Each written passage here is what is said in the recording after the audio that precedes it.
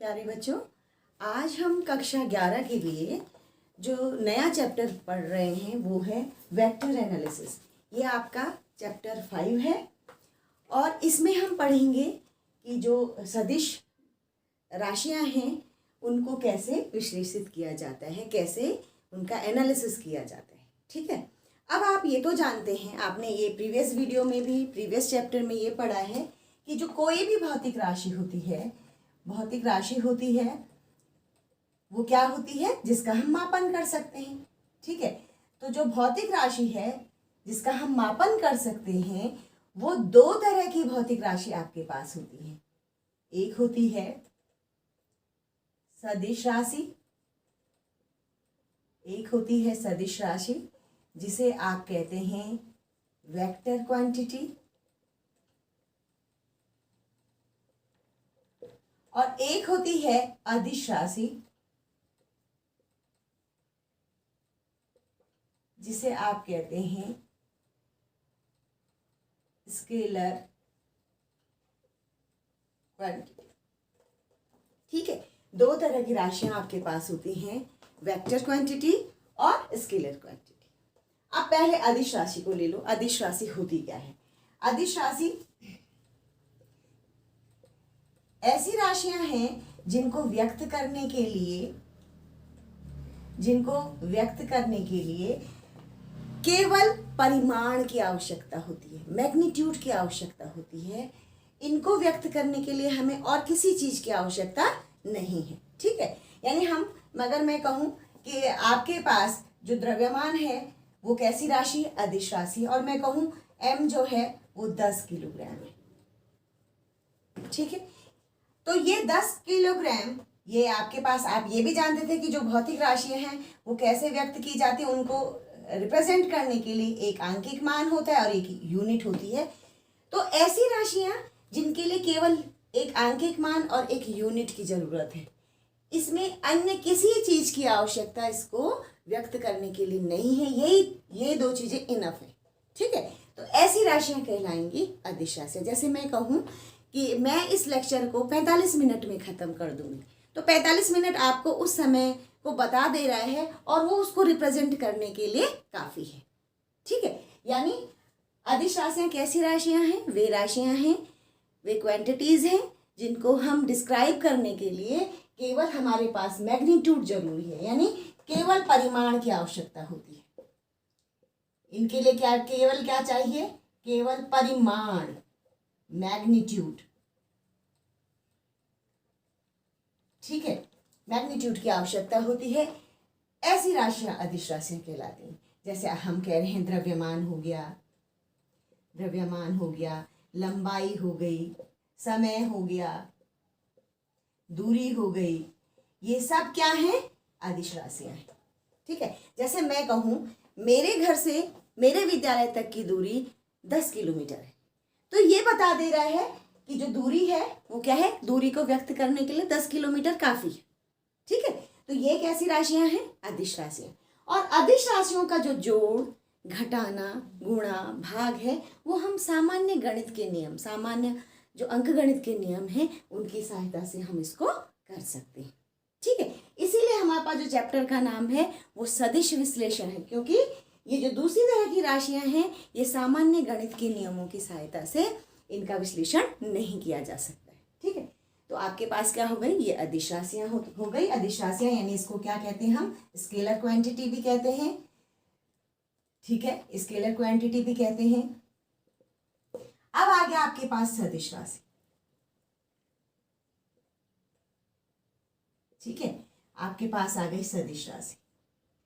सदिश राशि, अब देखो इसमें हमें केवल परिमाण चाहिए था। अदिश में, सदिश में क्या है कि इनको व्यक्त करने के लिए, इनको डिस्क्राइब करने के लिए हमारे पास परिमाण भी चाहिए और दिशा भी चाहिए। यानी ये तभी व्यक्त हो सकती हैं जब मैग्नीट्यूड भी है और जब डायरेक्शन भी है। ठीक है, जैसे मैं कहूं वेग, मतलब इनको व्यक्त करने के लिए पहले परिमाण प्लस दिशा। ठीक है, मैग्नीट्यूड भी चाहिए और डायरेक्शन भी। ठीक है, तो ऐसी राशियां क्या हो जाएंगी, सदिश राशियां। जैसे मैं कहूं बल, ठीक है, बल कहूं और मैं बल को रिप्रेजेंट करती हूँ एफ से, और एफ क्या होता है, एफ सपोज मैं कहूँ 10 न्यूटन, लेकिन ये 10 न्यूटन काफी नहीं है इसको व्यक्त करने के लिए, क्योंकि इसमें अभी दिशा नहीं है। और मैं कहूँ 10 न्यूटन पूरब की ओर, पूर्व दिशा में, ईस्ट में। अब ये डिफाइन हो गया कि बल जो लग रहा है वो 10 न्यूटन का लग रहा है, उसका मैग्नीट्यूड 10 न्यूटन है, और किस डायरेक्शन में लग रहा है, पूरब की दिशा में लग रहा है, पूरब दिशा में लग रहा है।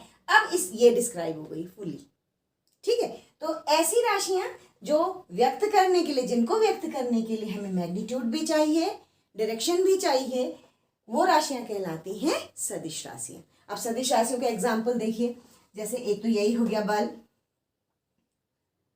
वेग, त्वरण, ये सब कैसी राशियां हैं, संवेग, ये सब कैसी राशियां हैं, सदिश राशियां हैं, ठीक है। क्योंकि और भी बहुत सारी सदिश राशियां हैं जो दिशा और परिमाण में ही व्यक्त की जाती हैं, उनको पूरी तरह से डिफाइन करने के लिए दिशा और परिमाण दोनों चाहिए होता है, ठीक है। ये सदिश राशि। अब इन सदिश राशियों का जो विश्लेषण है, इनके जो जोड़ घटाने गुणा भाग है, उसके लिए हमारे पास सामान्य गणित के नियम एप्लीकेबल नहीं है, क्योंकि वहाँ परिमाण भी है और दिशा भी है, ठीक है। तो इनके लिए जो मैथ्स यूज की जाती है वो होती है वेक्टर अलजेब्रा, सदिश बीजगणित जिसे हम कहते हैं वो। यानी हमें नई अप्रोच की आवश्यकता है, वो इस चैप्टर के अंतर्गत हम पढ़ेंगे। वेक्टर एनालिसिस के अंदर हम उस अप्रोच को पढ़ेंगे, क्या क्या चीज़ें हमें सदिश राशियों को डिफाइन करने के लिए, उनको जोड़ घटाने के लिए क्या कैसा हम उनको कर पाते हैं, वो इस चैप्टर में हम पढ़ने जा रहे हैं, ठीक है। अब हम आते हैं, अदिश राशि को हटा दीजिए, हमारे पास है सदिश विश्लेषण, ठीक है। तो सदिश विश्लेषण में हमने क्या कहा कि सदिश राशियां वे राशियां हैं जो किसके द्वारा व्यक्त हो रही हैं, जो किसके द्वारा, दिशा और परिमाण दोनों के द्वारा व्यक्त हो रही हैं, ठीक है। अब सदिश राशियों को रिप्रेजेंट कैसे किया जाता है ना, सदिश राशियों का निरूपण, सदिश राशियों का निरूपण, ठीक है। अब देखो, इनको निरूप यानी इनका रिप्रेजेंटेशन,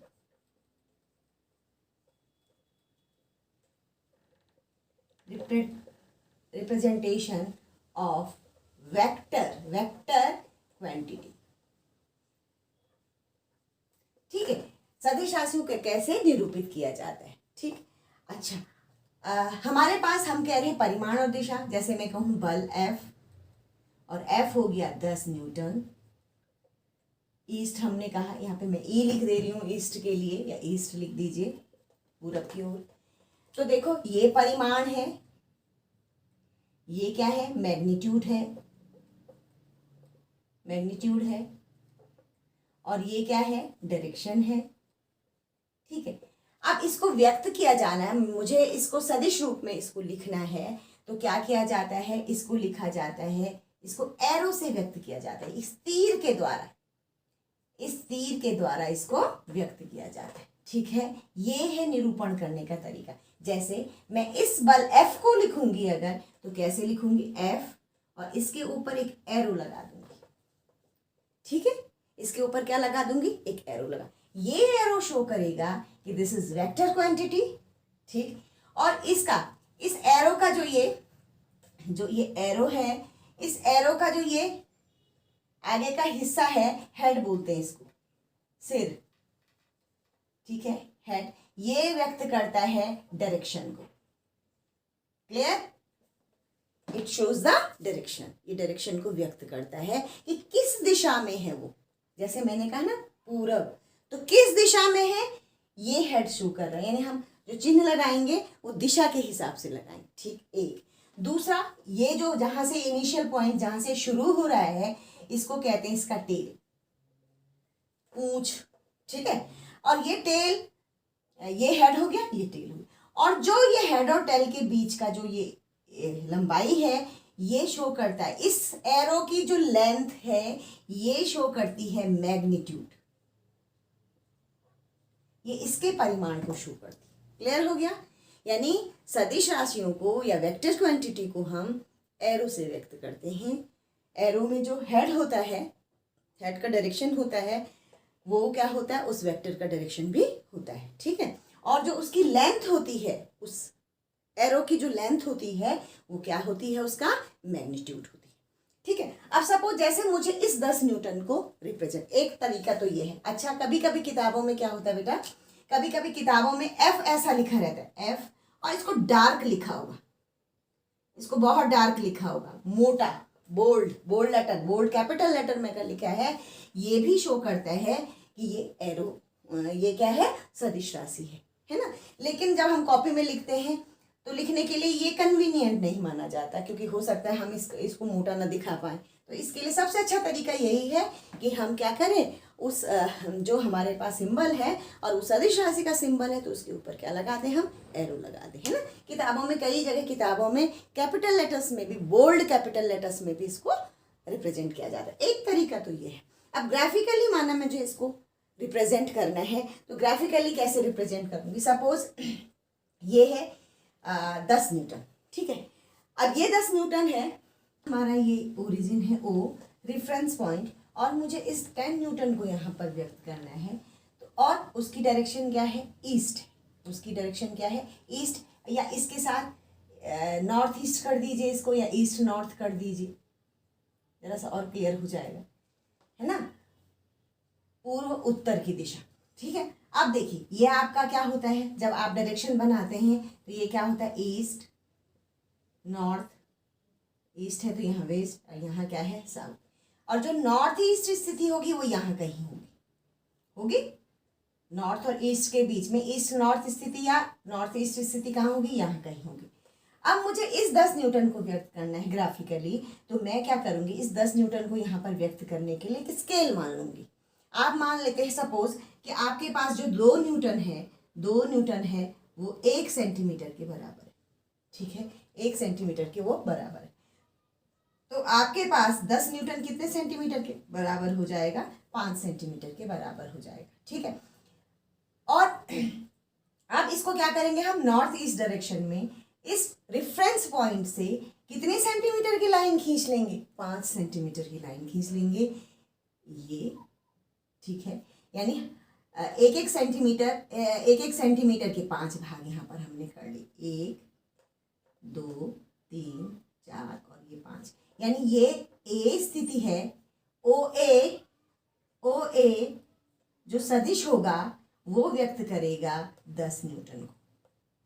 10 न्यूटन नॉर्थ ईस्ट या ईस्ट नॉर्थ जो भी कह रहे हैं आप, ये इसको व्यक्त कर रहा है। यानी जब भी हम किसी सदिश राशि को ग्राफिकली रिप्रेजेंट करना चाहें तो हमको क्या करना पड़ेगा, एक स्केल लेना पड़ेगा और उसको किसी रेफरेंस पॉइंट से डायरेक्शन के साथ उसको खींच देना पड़ेगा उस स्केल के हिसाब से, ठीक है। तो ये एक जनरल तरीका है कि हम सदिश राशियों को कैसे रिप्रेजेंट करते हैं। इसके बाद यहाँ पर देखिए, एक टर्म बार बार आपके पास आएगी, स्थिति सदिश। एक टर्म बार बार आपके पास आएगी, स्थिति सदिश। ये शब्द बार बार आएगा, स्थिति सदिश, यानी पोजीशन वेक्टर। नाम से देखिए, नाम से ही लग रहा है पोजीशन वेक्टर। अब देखो, पोजीशन जब हमने स्थिति पढ़ी थी ना, स्थिति सदैव किसी रेफरेंस पॉइंट से होती है। अगर मैं ये कह रही हूँ कि मेरे घर से विद्यालय तक की दूरी 5 किलोमीटर है, तो वो 5 किलोमीटर क्या है, मेरे रेफरेंस पॉइंट यानी मेरे घर से उस विद्यालय तक की दूरी है। यानी हमारे पास जो स्थिति सदिश है वो क्या होगा, किसी रेफरेंस बिंदु से किसी अन्य बिंदु की जो स्थिति को दिखाएगा जो सदिश, वो क्या कहलाएगा, स्थिति सदिश कहलाएगा। जैसे मैं ये कह रही हूँ, जैसे अगर हम एक्सिस में ही इसको दिखाएं, ये ओ है, ये एक्स एक्सिस है, ये वाई एक्सिस है, ठीक है, और यहाँ पर कोई बिंदु ए है, तो इस रेफरेंस पॉइंट के सापेक्ष इसकी स्थिति को बताने वाला जो सदिश होगा वो क्या कहलाएगा, ये क्या कहलाएगा, ओ ए कहेंगे और इसके ऊपर तीर लगा देंगे। तो this O A represent the position vector, ठीक है। यानी किसी भी बिंदु की दूरी रेफरेंस बिंदु के सापेक्ष जो सदिश दिखाता है वो क्या कहलाता है, स्थिति सदिश कहलाता है। क्लियर हुआ? या इसको बहुत बार हम आर से भी व्यक्त करते हैं, है ना, बहुत बार डी से व्यक्त करेंगे, जो भी है आप जो भी वहां माना गया उससे व्यक्त करेंगे, ठीक है। दूसरा यहाँ पर आएगा विस्थापन सदिश। विस्थापन, अब विस्थापन भी आप जानते हैं अंतिम स्थिति और प्रारंभिक स्थिति होनी जरूरी है विस्थापन के लिए। विस्थापन सदिश, ठीक है। तो आपके पास विस्थापन सदिश क्या हो जाएगा, माना हम मान लेते हैं कि t1 समय में O के सापेक्ष कोई बिंदु यहाँ पर है, A बिंदु पर है, और इसकी डिस्टेंस, इसका स्थिति सदिश है r1 O। OA is equal to r1, देखो r1 क्या है, इस A की स्थिति है, तो ये स्थिति सदिश है, ठीक है। और सपोज t2 टाइम में ये पॉइंट A से B तक आ जाता है, सपोज यहां पर आ गया, क्लियर। अब क्या हो गई, इसकी इस ओरिजिन से स्थिति, रेफरेंस पॉइंट से इसकी स्थिति, रेफरेंस पॉइंट से इसकी स्थिति हो गई OB। सपोज इसको मान लीजिए R2, ये भी क्या है, B की इनिशियल पॉइंट से या B का रेफरेंस पॉइंट से इसकी स्थिति है, ठीक। तो AB के बीच का जो ये विस्थापन होगा, AB क्या होगा, ये विस्थापन सदिश है, विस्थापन सदिश है। और विस्थापन सदिश कैसे निकलता है, विस्थापन सदिश कैसे निकलता है, B है ना, तो ओरिजिन से पहले B, फाइनल स्थिति OB, फाइनल स्थिति यही तो अंतिम स्थिति t2 टाइम में जो हमने कही। तो AB इज इक्वल टू क्या हो जाएगा, AB इज इक्वल टू क्या हो जाएगा, उसके ऊपर तीर जरूर लगाना बेटा क्योंकि सदिश राशि है, एरो जरूर लगाना है। तो OB माइनस OA, यानी B पॉइंट पहले आ जाएगा, ये फाइनल है, और A पॉइंट O के रिस्पेक्ट में OA हो जाएगा, इनके बीच की डिस्टेंस। तो ये क्या हो जाए, इनका स्थिति सदिश, यानी इन दो स्थिति सदिशों का अंतर विस्थापन सदिश हो गया, ठीक है। तो OB कितना है आपके पास, यहां से R2 माइनस R1, ये आपके पास स्थिति सदिश और विस्थापन सदिश के कंसेप्ट हैं। जब कभी न्यूमेरिकल में आता है तो आपको समझ जाना चाहिए कि किसकी बात हो रही है, पोजीशन की बात हो रही है या डिस्प्लेसमेंट की बात हो रही है, ठीक है। अब आपके पास यहाँ पर है, अब है कितने टाइप के वेक्टर होते हैं, ठीक है। पहले तो अभी एक और चीज जो मैं यहाँ पर बताना चाह रही हूँ आपको, वेक्टर का परिमाण,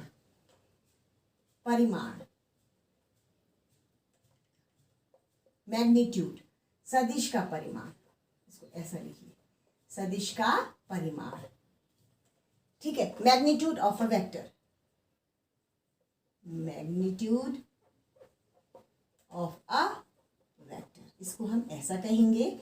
ये क्या चीज, इसको कैसे दिखाया जाता है, ठीक है। तो परिमाण को, जैसे हम सदिश को तो दिखा रहे हैं A से, तो A का परिमाण जो हो जाएगा, सदिश A का परिमाण, उसको एरो हटा देंगे, ऐसे भी लिख सकते हैं, या दो पैरेलल लाइंस के बीच में, इसको पढ़ते हैं मॉड ऑफ A, इसको क्या पढ़ते हैं, मॉड ऑफ A, परम मान है ये इसका, ठीक है। तो इसको ऐसा भी व्यक्त करते हैं और इसके ऊपर सदिश लगा देते हैं, यानी सदिश का A का जो मॉड होगा वो उसका परिमाण दिखाएगा। जैसे सिंपल सा ले लो, बहुत जनरल सा एक एग्जांपल जो मैं अभी ले ही रही हूँ, F कितना है आपके पास, 10 न्यूटन, ईस्ट बोल रही हूँ तो ईस्ट, तो यहाँ पर ये 10 जो है ये F का परिमाण है। अगर मैं इसको ऐसे लिख दूं, मॉड ऑफ F, तो यहाँ से सीधा दिख रहा है कि ये कितना है, 10, कितना है, 10 है, ये तो दिखा रहा है परिमाण को, ये 10 है, ठीक है। या इसको F भी कह सकती हूँ मैं, मॉड हटा के तीर हटा के लिख देंगे तो वो भी परिमाण को व्यक्त करेगा, ये भी आपके पास बीच में कहीं आएगा, तो परिमाण ये हो गया, ठीक। अब आपके पास है सदिशों के प्रकार, सदिश कितने टाइप के होते हैं, तो types of a vector, types,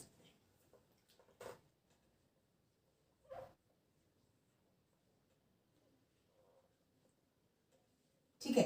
type पढ़ते हैं, सबसे पहले आपके पास है, फर्स्ट नंबर डाल दीजिए इसको, समान वेक्टर, समान सदिश या वेक्टर, ठीक है।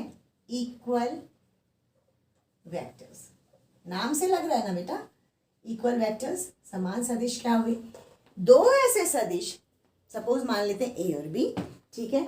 A और B समान सदिश होंगे कब? जब उनकी डायरेक्शन भी समान हो, एक ही दिशा में हो, और उनका मैग्नीट्यूड भी समान हो। क्लियर हुआ?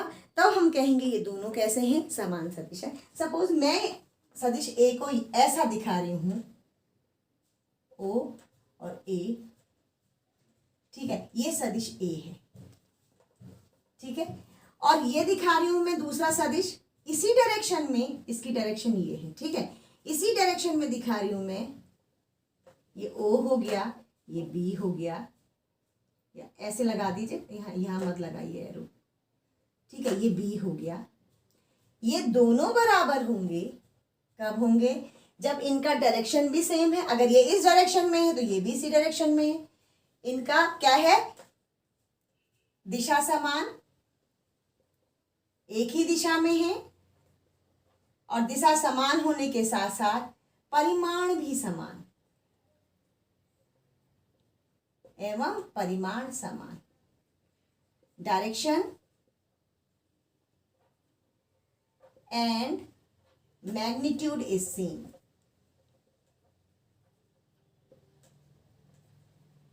Then they are equal vectors. तब वो क्या होंगे? इक्वल वेक्टर होंगे, ठीक है। यानी दिशा भी वही है, परिमाण भी वही है, तो वो क्या है? समान वेक्टर, ठीक है, इक्वल वेक्टर। इसके बाद चलते हैं हम विपरीत वेक्टर पर। अब चले हम, दूसरा हमारे पास है विपरीत वेक्टर।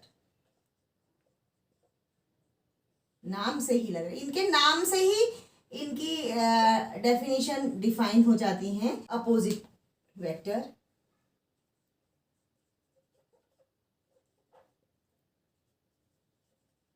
ठीक है, नाम से ही लग रहा है अपोजिट, यानी दो सदिश जिनकी दिशा अपोजिट हो, जिनकी दिशा क्या हो? अपोजिट हो, परिमाण समान हो। देखो इसके अपोजिट चल रहा है, परिमाण तो समान है, परिमाण समान, और दिशा विपरीत। यहां पर जरा सा मैं इसको डिफाइन करूंगी, विपरीत क्या चीज है। हाँ, परिमाण तो समान है और दिशा विपरीत है। जैसे मैं कह रही हूं ये वेक्टर ए है, ये वेक्टर ए है, और ये वेक्टर क्या है? ये ए वेक्टर है, और ये क्या है? बी वेक्टर है। तो देखो इनके परिमाण तो समान है, पर इनकी दिशाएं क्या हैं? विपरीत है। तो ये क्या कहलाएंगे? विपरीत सदिश। विपरीत का मतलब इसको ऐसे समझो कि अगर ये ईस्ट डायरेक्शन में है, 5 यूनिट ईस्ट डायरेक्शन में है, तो ये क्या होगा? इसका जो अपोजिट डायरेक्शन होगी वो कौन होगी? वेस्ट हो जाएगी, ठीक है, 5 ही यूनिट बट वेस्ट। मीन्स ये ऐसे लिखे जाते हैं, ए और बी बराबर हैं, ए और बी बराबर हैं, बट उनके डायरेक्शन अपोजिट हैं। अपोजिट का मतलब इसके ठीक विपरीत चलना। जैसे अगर नॉर्थ है, नॉर्थ के यहाँ क्या हो जाएगा? साउथ। नॉर्थ ईस्ट है तो ये क्या हो जाएगा? वेस्ट और साउथ के बीच में हो जाएगा। क्लियर हुआ? तो ये है विपरीत। कभी कभी ना आप लोग क्या लिखते हैं? परिमाण समान और दिशाएं असमान होती, नहीं, वो असमान वेक्टर हो जाएंगे, अनइक्वल वेक्टर हो जाएंगे। जब विपरीत होंगे, एग्जैक्टली अपोजिट, तब क्या होंगे? वो विपरीत सदिश होंगे।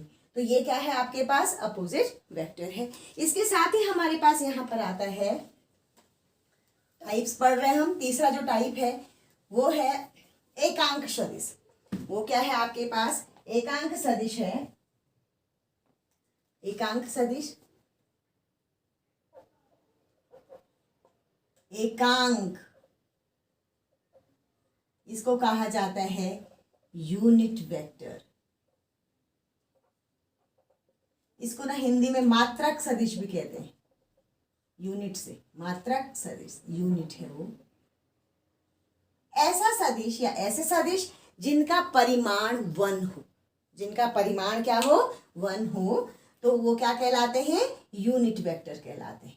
जैसे अगर मैं कहूं f का जो परिमाण है वो 1 है, तो ये क्या हो गया? इस समय ये क्या कहलाएगा? यूनिट वेक्टर कहलाएगा। क्लियर हुआ? तो ये यूनिट वेक्टर क्या है? ऐसा वेक्टर है जिसका परिमाण क्या होता है, 1 होता है।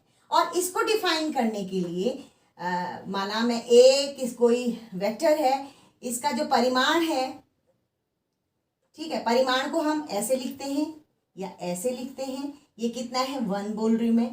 तो इसको रिप्रेजेंट करने का तरीका है, ए के ऊपर कैप लगा देते हैं, ये टोपी कैप पढ़ते हैं इसको, एक कैप से डिनोट करते हैं। एकांक सदिश क्या है, सदिश जिसका परिमाण 1 होता है, ठीक है। एक कैप मतलब जो भी सदिश है उसके ऊपर कैप लगा देना है, वो क्या होता है, उस सदिश का एकांक वेक्टर शो करता है, ठीक है। एकांक वेक्टर किसी दिशा को बताता है ना। किसी एकांक सदिश क्या, जैसे मैं कहूँ कि ये केवल दिशा को व्यक्त करने के लिए, ठीक है। अच्छा, अब एकांक सदिश आएगा कैसे, जैसे हमारे पास क्या है, suppose F is equal to 10 newton था ना, अभी तक जो मैं एग्जाम्पल ले रही हूँ 10 न्यूटन ईस्ट ले रही हूँ, इसको एकांक बनाना है। सोचो इसको, हाँ बच्चों, ये एक सदिश है 10 न्यूटन का, इसको एकांक बनाना है तो मैं क्या करूंगी, इस सदिश में इसके परिमाण से ही भाग दे दूंगी। 10 से 10 10/10 जब मैं करूंगी तब ये क्या आएगा, 1 न्यूटन। इसका मतलब कोई भी सदिश को एकांक सदिश बनाने के लिए, यानी ए कैप बनाने के लिए हमारे पास क्या क्या होना चाहिए, वो सदिश होना चाहिए, सदिश ए।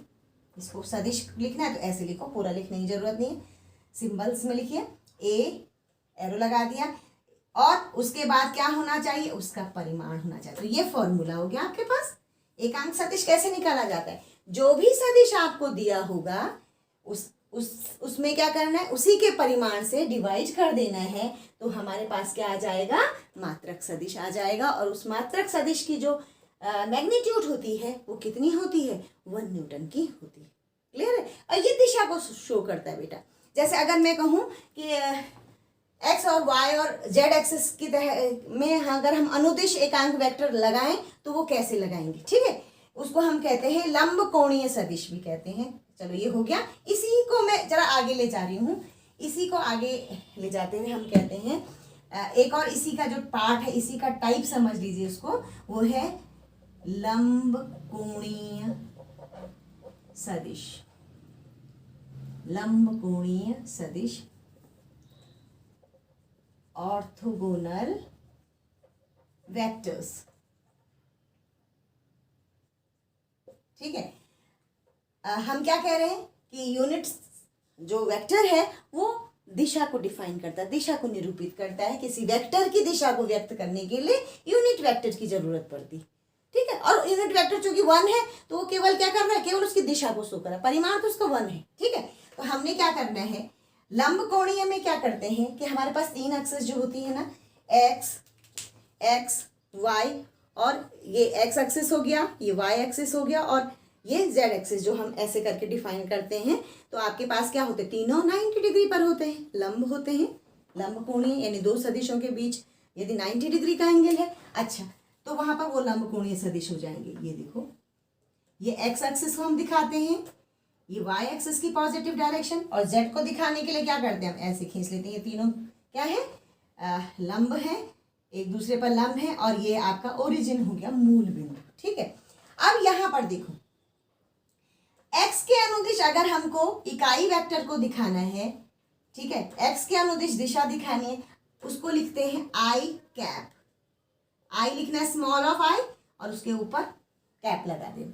वाई अक्ष के अनुदिश अगर हमको एकांक सदिश को दिखाना है तो वो हो गया जे कैप, और जेड के अनुदिश अगर हमको एकांक सदिश को शो करना है या डायरेक्शन को शो करना है तो हम क्या लिखते हैं, उसको जेड कैप लिखते हैं, ठीक है। तो हमारे पास ये क्या हो गया, ये लंब कोणीय सदिश कहलाते हैं, वो यूनिट वेक्टर है, ठीक। सपोज मुझे इस जीरो की स्थिति को पता करना है ना, जीरो को अगर मुझे लिखना है तो इसको मैं कैसे लिखूंगी, इसकी स्थिति क्या हो जाएगी, एक्स में 0, वाई में भी 0, और जेड, इसके निर्देशांक क्या होते हैं, 0 0 और 0 होते हैं ना। तो हम इसको क्या लिखेंगे, सपोज मैं इसको वेक्टर ओ लिख रही हूं तो ये क्या हो जाएगा, ओ ए, या जो भी इसकी स्थिति हो जाएगी वो क्या होगी, 0i + 0j + 0k, ये सब कैप में लिखे जाएंगे इसकी स्थिति को लिखने के लिए। यानी ये स्थिति को इसकी दिशा के साथ बता रहा है। या सपोज यहाँ पर चलती मैं कहती हूँ कि कोई कण है वो एक्स एक्सिस में 4 यूनिट चलता है, 4 मात्रक चलता है, 4 मीटर चलता है, जो भी उसका मात्रक है, और वाई एक्सिस में वो 5 मात्रक चलता है। तो उसकी स्थिति बताइए। तो हम क्या करेंगे, यहाँ से पहले यूनिट ले लेंगे 4, 1 2 3 4 हो गया, ये हो गया 1 2 3 4, ये हो गया। और यहाँ ले लेंगे हम 1 2 3 4 5, यानी यहाँ से तो 4 चला और यहाँ से कितना चला, 5 चला। तो ये क्या हो गया, ए पॉइंट या पी पॉइंट, ए पॉइंट, और इसका जो ये स्थिति होगी ना, ये इसकी स्थिति को बताए। और इसको अगर मुझे डिफाइन करके लिखना है ओ, तो मैं इसको क्या लिखूंगी, ओ ए जो स्थिति सदिश है वो कितना है 4, किस डायरेक्शन में, अब आई डायरेक्शन में है, आई में है, आई यूनिट में है, ठीक है, आई यूनिट वेक्टर में है, यानी एक्स एक्सिस में है। और प्लस, दोनों ही प्लस है, दोनों ही धनात्मक दिशा में है, तो प्लस 5g ऐसा लिखूंगी मैं लंबकोणीय सदिश के रूप में। इसकी स्थिति को, इस ए की स्थिति को ऐसा लिखा जाएगा। क्लियर हुआ, ओ ए इसकी स्थिति को बता रहे हैं, और इस ओ ए को क्या हो जाएगा, ये जो वेक्टर हो जाएगा ये क्या हो जाएगा, 4i + 5j हो जाएगा। क्लियर हुआ। तो ये आपके पास क्या है, एकांक सदिश है। और एकांक सदिश कैसे ज्ञात किया जाता है, एकांक सदिश ज्ञात करने के लिए हमारे पास सदिश ए या जो भी सदिश जिसका भी हम एकांक सदिश ज्ञात करें वो, और उसी में उसके परिमाण से डिवाइड करके हमारे पास क्या निकल के आता है, एकांक सदिश आता है। इसी के साथ एक और यहाँ पर आपके पास है शून्य सदिश, जीरो वेक्टर। आपके पास यहां पर है जीरो वेक्टर, ठीक है, इसको कहा जाता है शून्य सदिश। नाम से ही लग रहा है, ऐसा सदिश जिसका परिमाण शून्य हो, ठीक है, जिसका परिमाण क्या हो, शून्य, जिसका मैग्नीट्यूड क्या हो, 0 हो, that is called zero vector. ठीक है, और जीरो वेक्टर को ना 0 के ऊपर ये लगा लेते हैं, ठीक है। अच्छा, इसको थोड़ा सा जरा पीछे चलें, जैसे हमने अभी पढ़ा था ना, विपरीत वेक्टर पढ़े थे ना बेटा। विपरीत वेक्टर में हमने क्या पढ़ा था, विपरीत वेक्टर में हमने कहा 2 वेक्टर जिनके परिमाण तो समान हैं बट उनकी डायरेक्शन अपोजिट है, वो एक दूसरे के अपोजिट है। a = -b जो हमने लिखा था। अब देखो जरा, अगर हमारे पास 2 विपरीत वेक्टर हैं, एक a है और एक b है ना, और ये विपरीत वेक्टर है, तो इनको हम कैसे करेंगे, a = -b, ऐसे ही तो लिख रहे हैं, a = क्या लिख रहे हैं, -b लिख रहे हैं। अब इसको सपोज आप ऐसे करते हैं कि इस a वेक्टर में उसका विपरीत वेक्टर जोड़ दीजिए, आप a वेक्टर में जोड़ दीजिए उसका विपरीत वेक्टर b, ठीक है, इसको जोड़ दीजिए। तो a क्या है, a तो a, ठीक है, a क्या है, b के, अब देखो जोड़ो इसको, a क्या है, किसके बराबर है, -b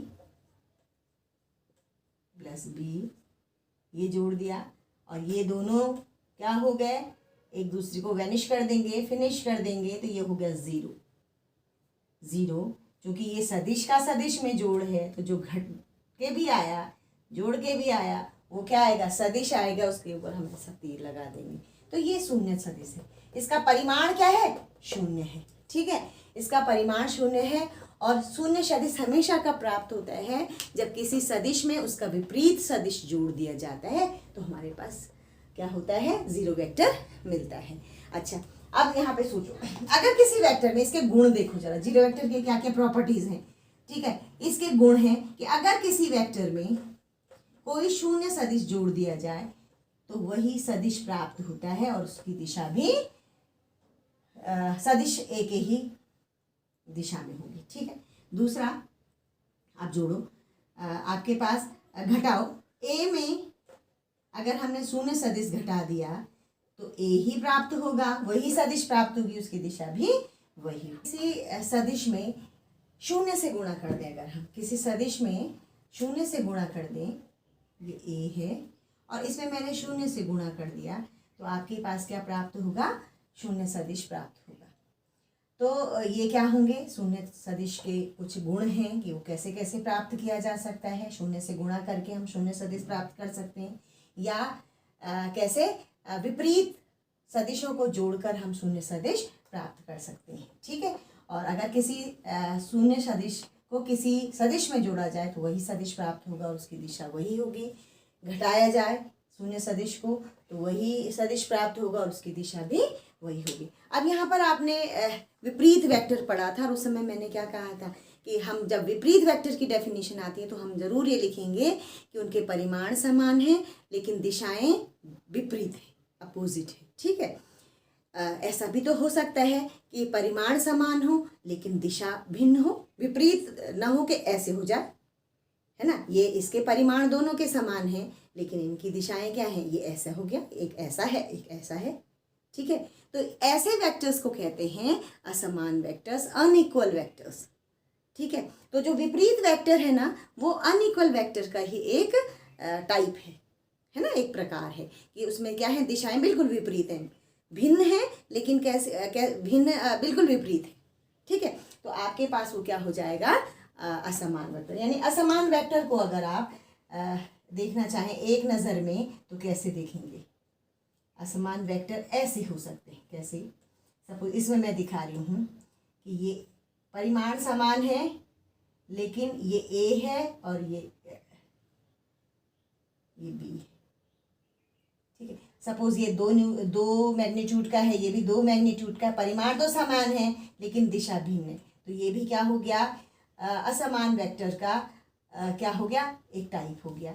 या दोनों ही कैसे हैं, दोनों के परिमाण भी भिन्न है और दिशा भी भिन्न है, ऐसा भी हो सकता है कि ये 4 मैग्नीट्यूड का कोई है और इसकी डायरेक्शन ये है और ये 5, ये 4 मैग्नीट्यूड का है, इसका परिमाण जो है वो 4 है और इसका परिमाण 5 है, तो ये कैसे हैं, परिमाण भी भिन्न है और दिशाएं भी भिन्न हैं, तो ये असमान वेक्टर का उदाहरण है। ठीक है, यहाँ पे मैंने वेग लिख दिया था, ये वेक्टर है बेटा। ठीक है, तो ये क्या है, अनइक्वल वेक्टर का एग्जाम्पल है।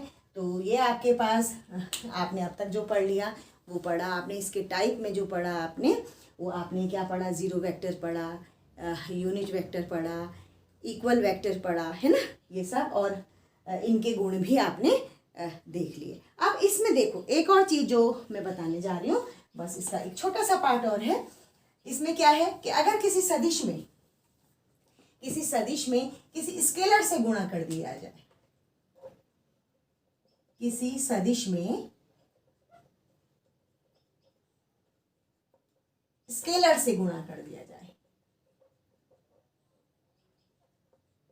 तो क्या प्राप्त होगा। ठीक है, अगर वो स्केलर शुद्ध वास्तविक संख्या है, सपोज मैं लिख रही हूं कोई ए वेक्टर ए और इसमें करती हूं मैं किसी नंबर से मल्टीप्लाई एन ऑफ ए, तो हमारे पास सपोज वेक्टर आर प्राप्त होगा, वो भी सदिश राशि होगी, नई सदिश राशि है, और उसमें क्या हो गया, अगर ये शुद्ध वास्तविक संख्या है तो ये क्या हो गया, ये क्या है, हमारे पास नया वेक्टर प्राप्त हो गया। ठीक है, अगर ये धनात्मक है, ठीक है, यहाँ पे समझो संख्या है ये और ये धनात्मक है, ये संख्या है और ये धनात्मक संख्या से हम इस a में मल्टीप्लाई कर रहे हैं, तो तब क्या होगा, तब a का डायरेक्शन, a की दिशा और r की दिशा क्या होगी, समान, क्या होगी, बराबर। अगर ये धनात्मक संख्या है और हम मल्टीप्लाई कर रहे हैं तो जो नया r, जो वेक्टर r हमको प्राप्त हुआ, दोनों की दिशाएं क्या होंगी, समान। लेकिन अगर ये ऋणात्मक संख्या है, सपोज ये संख्या में ये स्केलर क्वांटिटी जो है वो संख्यात्मक है, शुद्ध वास्तविक संख्या है, ऋणात्मक संख्या है, तब क्या हो जाएगा, a की दिशा, अभी विपरीत हो जाएगा ना माइनस, ठीक है, ये माइनस आर आ जाएगा, a की दिशा और r की दिशा विपरीत होंगी, विपरीत, माइनस शो कर रहा है विपरीत को, दिशा विपरीत होगी। यानी अगर ये a उत्तर दिशा में है तो r क्या होगा, अगर नेगेटिव नंबर से इसमें मल्टीप्लाई करते हैं तो r दक्षिण दिशा में होगा। क्लियर हुआ? तो अच्छा, और अगर ये क्या है, ये कोई ऐसा स्केलर है जिसके पास यूनिट है, जिसके पास मात्रक है, जैसे एक एग्जांपल ले लेते हैं, p इज इक्वल टू संवेग p is equal to m into v. v सदिश राशि है, m अदिश राशि है, लेकिन इसका मात्रक होता है, m किलोग्राम में है, v क्या है, v भी क्या है, सदिश राशि है, मीटर पर सेकंड में है। तो हमारे पास नई सदिश राशि प्राप्त हुई p, है ना, और इसका जो मात्रक होगा, इसकी दिशा वही होगी जो v की दिशा, p की दिशा वही होगी जो v की दिशा में है। ठीक है, ये स्केलर है, बट इस स्केल, यहाँ पे तो वास्तविक संख्याएं थी, ठीक है, स्केलर थी लेकिन संख्याएं थी, मात्रक नहीं थे उनके। यहाँ पर ये क्या है, स्केलर है, बट इसके पास इसका अपना मात्रक है। तो यहाँ पर क्या हो जाएगा बेटे, यहाँ पर ये जो v का की जो दिशा होगी वही उस नवीन सदिश राशि की दिशा होगी, यानी किसी स्केलर से गुणा करके स्केलर ही प्राप्त हो रहा है नया, और इसकी दिशा और इसकी दिशा क्या होगी, सेम होगी। ये एक बहुत अच्छा एग्जाम्पल है, इसको ऐसे ही ध्यान रखेंगे इस वाले पॉइंट ऑफ व्यू से। ठीक है, ये आपके पास क्या हो जाएगा, गुणा के लिए नियम है। अगर भाग में चले, किसी सदिश में अदिश से भाग दो,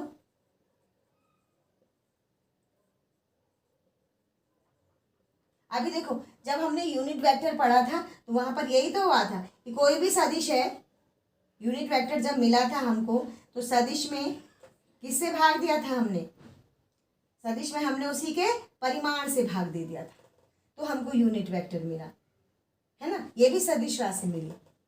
ठीक है, तो सदिश में अगर अदिश से भाग देंगे तो वो सदिश ही होगी, और उसकी दिशा कौन सी होगी, जो उस सदिश की होगी। ठीक है, जैसे इसका एक एग्जांपल ये ले लो, आपके पास acceleration a is equal to होता है f अपॉन m, तो f क्या है, सदिश राशि, इसमें भाग दिया अदिश राशि, नई सदिश राशि प्राप्त हुई a, इसकी दिशा और इसकी दिशा समान होगी। ठीक है, तो यानी किसी सदिश में अगर हम किसी स्केलर से भाग दे रहे हैं तब भी हमको क्या मिलेगी, स्केलर क्वांटिटी मिलेगी। तो ये आपके पास बहुत जनरल कंसेप्ट है, ये अभी आज जो हमने पढ़ा ये बहुत जनरल कंसेप्ट है, इसका सामान्य छोटे छोटे गुणधर्म हैं वेक्टर्स के, वो हमने पढ़े। अब हम पढ़ेंगे अगले चैप्टर में, अगले वीडियो में हम पढ़ेंगे सदिशों को कैसे जोड़ा जाता है, एडिशन ऑफ वेक्टर्स, और उनको कैसे वियोजित किया जाता है, ये नेक्स्ट चैप्टर में हम पढ़ेंगे। आप इन एग्जाम्पल्स को, इनसे रिलेटेड क्वेश्चंस को आप सॉल्व कीजिए। Thank you.